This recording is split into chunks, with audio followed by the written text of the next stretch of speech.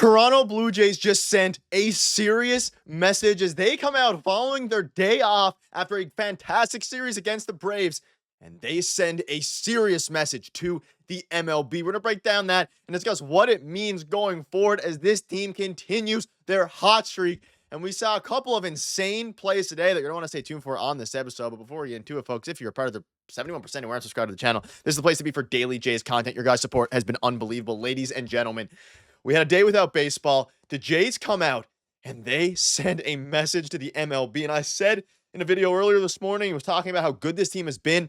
They come out and do exactly what they were meant to do. And there are so many crazy things to dive into in this game in case you missed it. But man, oh man, let's dive right into it. Now, on the hitting side of the ball, the Jays only scored 3 runs today. They won 3-1.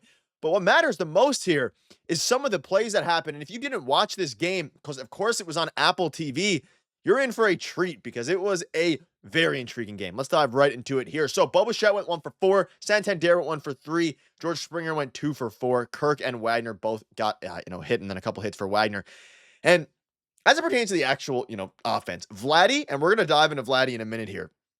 Do not let the 0 for 3 fool you. We'll dive back into that in a second. Bichette with a clutch hit. Kirk with a clutch RBI single that ultimately ended up being a huge factor in this game.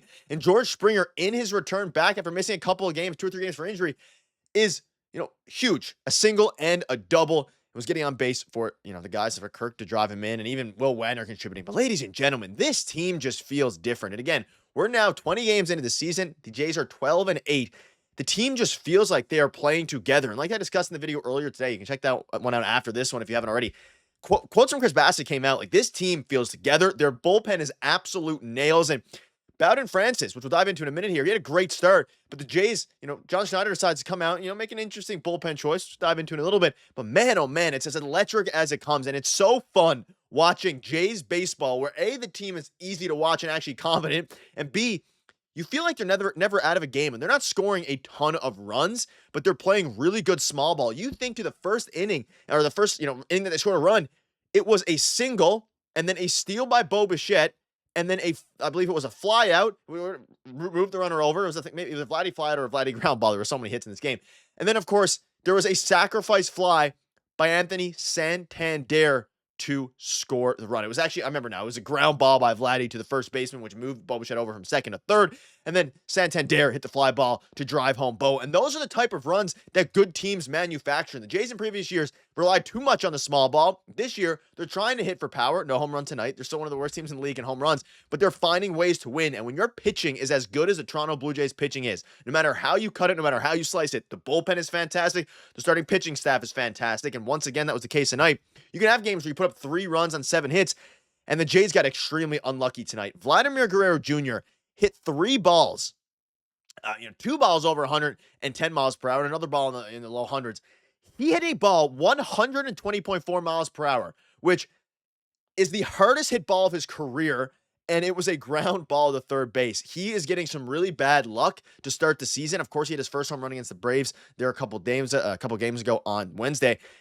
That's going to come along, and I've been saying it. Once the power comes for these guys, this is going to be scary. Vladdy hasn't even scratched the surface of what he's capable of, and he's out here hitting balls 120 miles per hour off of the bat, 112 miles per hour off the bat, 3 ground balls, and man, oh man, I'm telling you, once he gets going, it's going to be electric. Of course, Raditz had the 113, hit an absolute missile off of Bowden Francis to score a run in the top of the second, but regardless of that, they kept him clean the rest of the way through. Will Wagner starting to look a little bit better now, and Addison Barger, let's talk about Barger.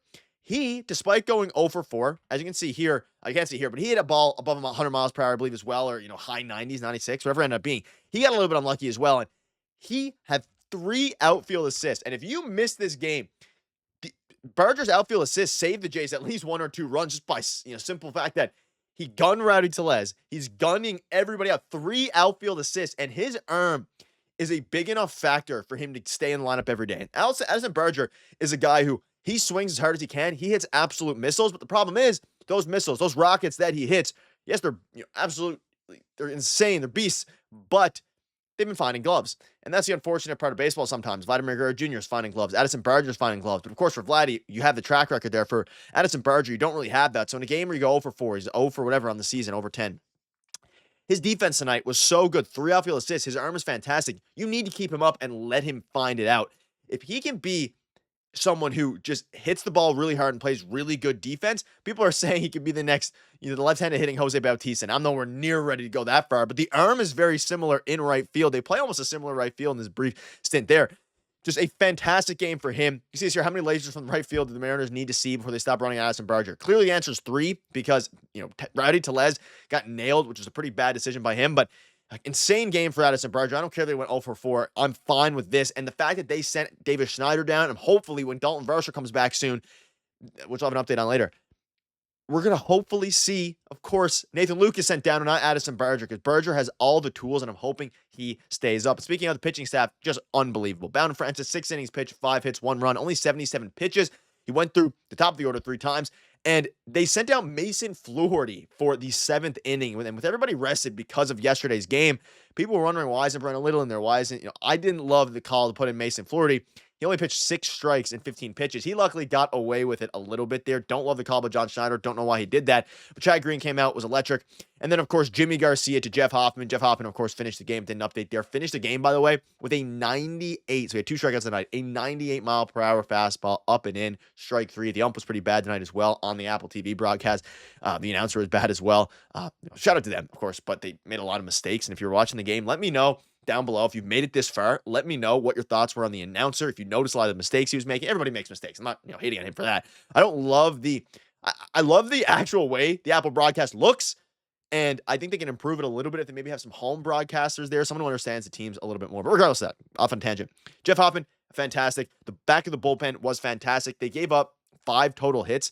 And Bowden Francis continues his masterclass run, bringing his ERA down to a 3.13. So it was from top to bottom, just a clean game. Defense, fantastic. Even dating all the way back to when Bo Bichette had in the, late in the game, they ran on Kirk. Julio Rodriguez ran on Kirk. And then, of course, you have Alejandro Kirk gunning down on an overturned call. Julio Rodriguez, Bo Bichette with a fantastic tag on the butt, learning from Andres Jimenez himself. Looked like him out there. A clean defensive game, a clean game offensively as well. The hits are going to come. The home runs are going to come. I'm not worried about it. Ladies and gentlemen, the Jays are 12-8. They're only behind, I believe, at 13-7 now after their win tonight. At least they were up 1-0. They are up 1-0 at the time of recording here. The Yankees with another win, assuming that, stuck. It's going to be a very interesting next few games for the Jays, because this gauntlet of a month that we've been talking about, the Jays are 12-8. The team is unstoppable, and they truly look like a very scary team. And if Vladimir Guerrero Jr. can start getting these balls in the air a little bit, this team is going to be absolutely unstoppable. Let me know down below what your thoughts are. A very fun game. Obviously, we're back to non-Apple broadcast tomorrow, so everybody will be able to watch. Let me know down below what your thoughts are. Cheers.